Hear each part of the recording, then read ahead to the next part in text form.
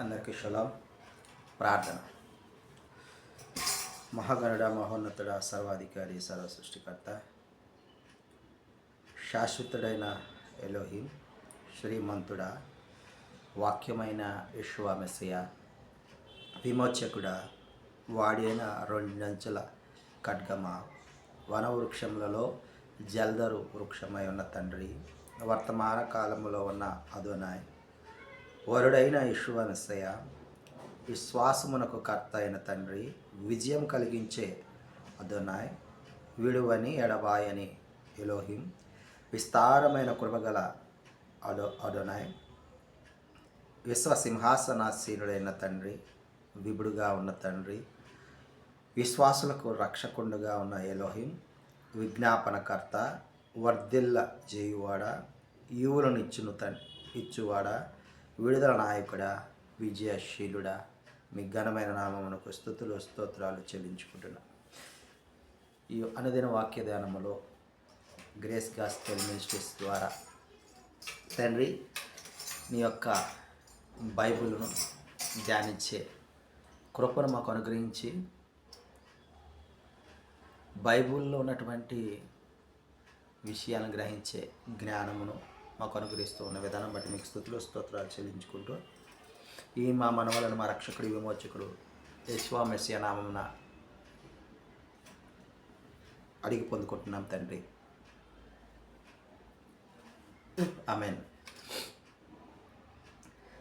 చీకటి నుండి వెలుగులోనికి నన్ను పిలచిన తేజోమయా,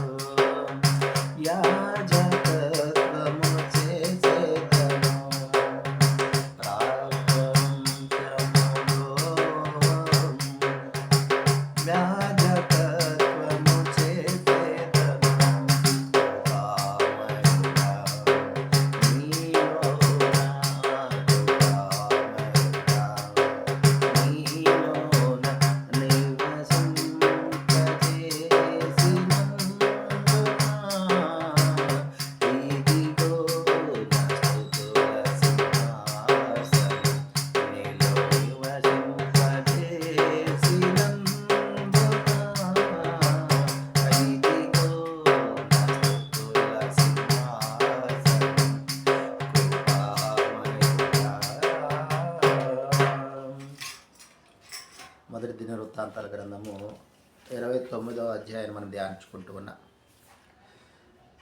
ఈ అధ్యాయంలో రాజైన దావీదు అదోనై వారికి స్తోత్రమును చెల్లిస్తూ ఉన్నట్లుగా మనం ఈ అధ్యాయంలో చూస్తూ ఉన్నాం. ఏ విధంగా అంటే, మాకు ఇజ్రాయేలీలందరికీ కూడా తండ్రిగానున్న అదోనై, నిరంతరం నీవు స్తోత్రార్హుడవు, సమస్తము నీ వశమున ఉన్నది, మహాత్మ్యము, పరాక్రమము, ప్రభావము, తేజస్సును, ఘనతయు నీకే చెందుతూ ఉన్నాయి.